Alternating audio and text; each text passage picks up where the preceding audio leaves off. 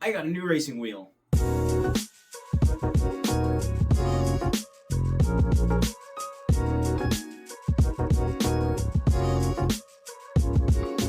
Now, if you watched my review on the PXN V10 Racing Wheel, then you will enjoy this video as well. And you may remember that I mentioned in that video that I want to try out a Logitech wheel as well to kind of compare it, because Logitech is the brand that PXN is competing with in the budget racing wheel space. So I sold the PXN wheel, went and picked this up, so Logitech better impress me here, because if they don't, then I'm going to be racing wheelless.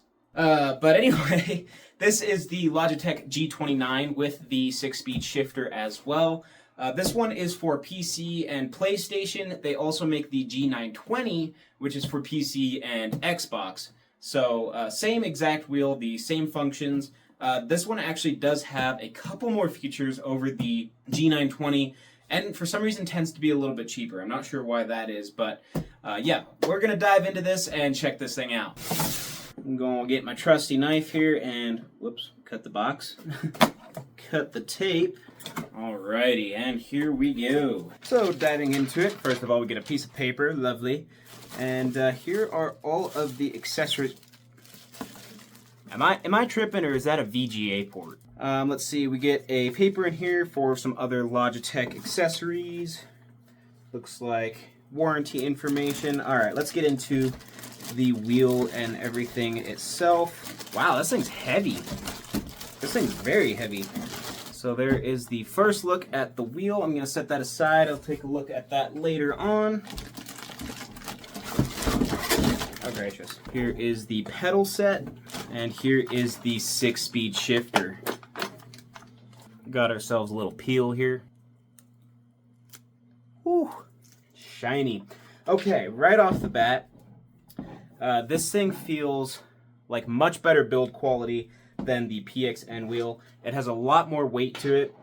Both wheels, the PXN and this one, are gear-driven force feedback, and I believe they both have full rotation of the wheel.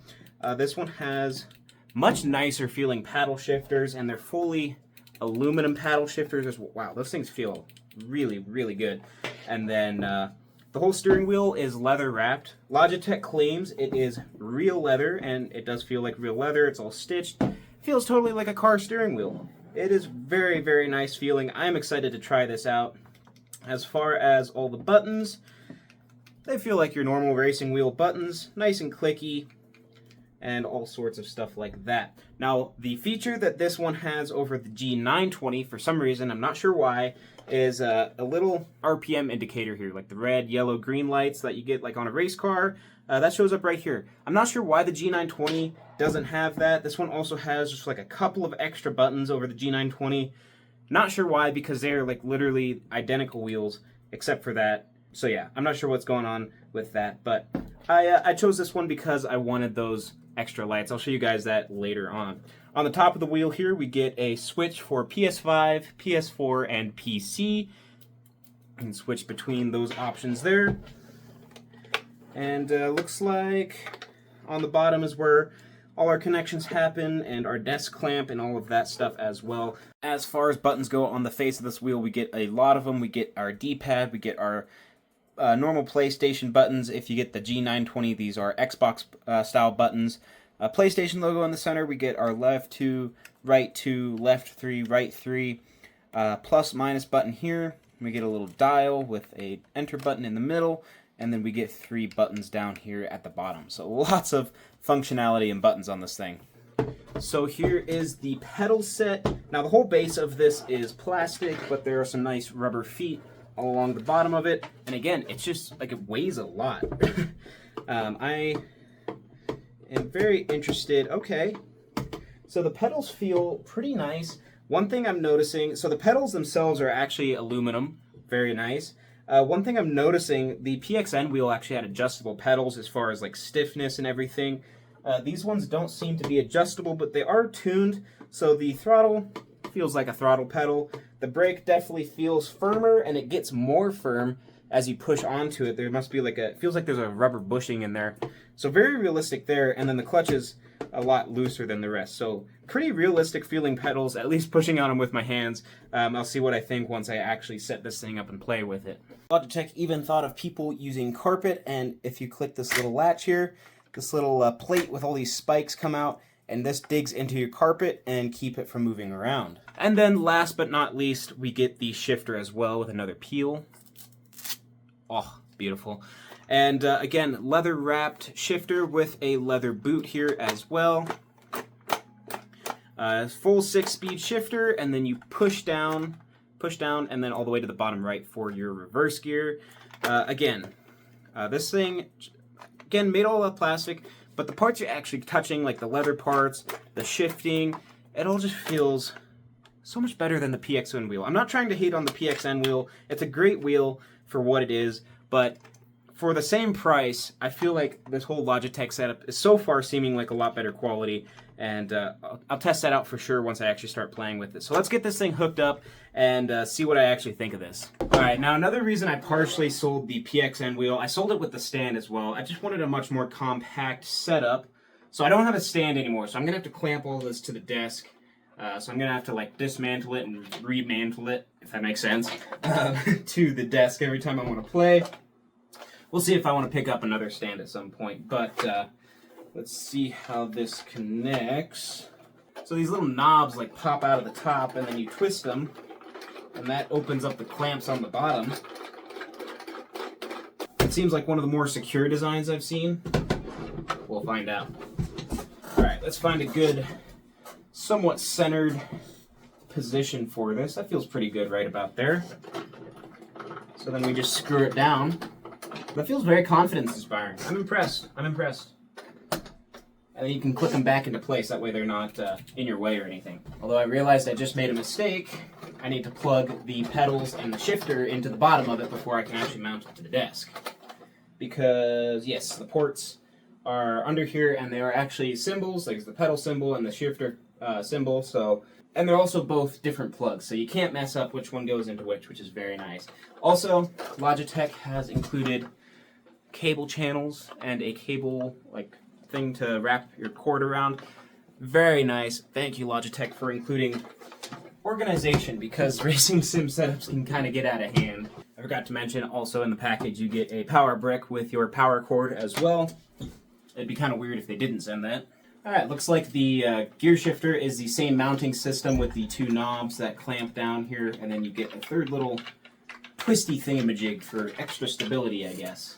So lots of cords going on here, because you have a cord for your shifter, a cord for your pedals, a USB Type A that goes to the PC, and then your power cord that plugs into the wall as well. So lots of different cords to run one of these. Alright, let's plug this thing in.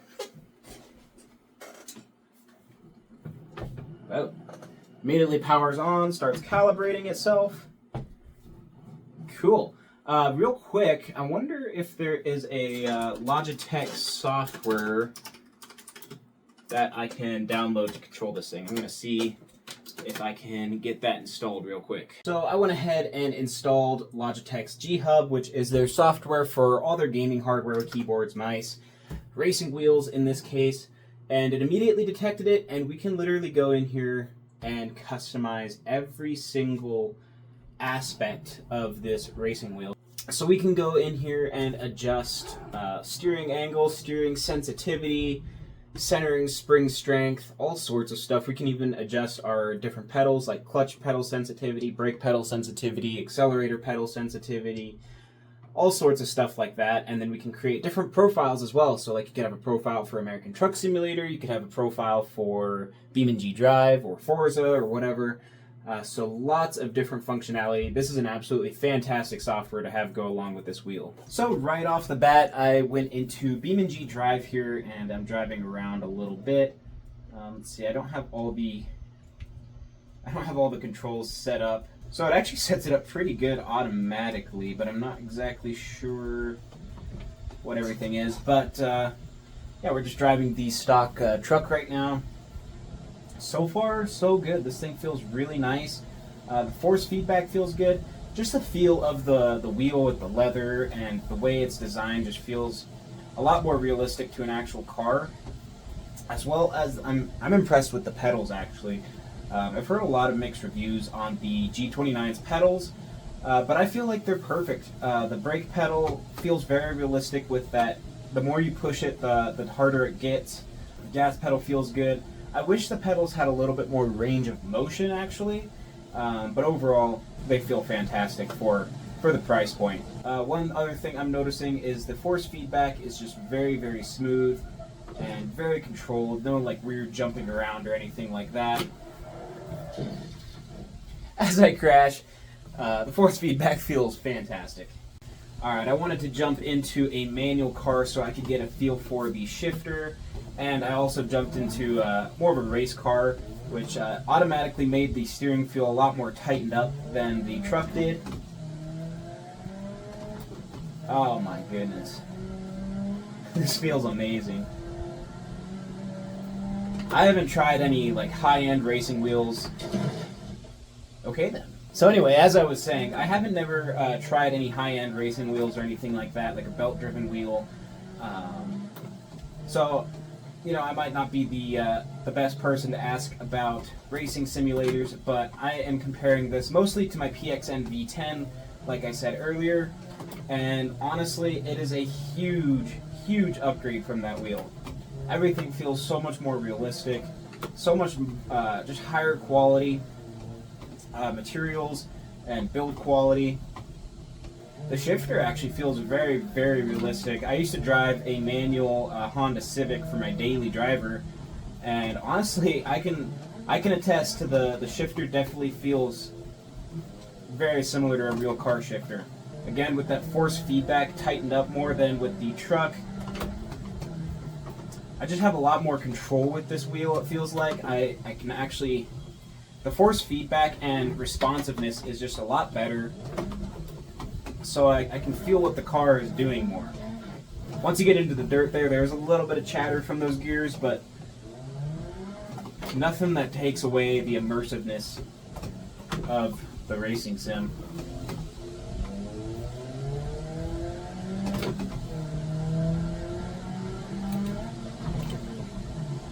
Try out the paddle shifters here. Oh yeah, they feel just nice and tight. They have a little click to them, a little feeling.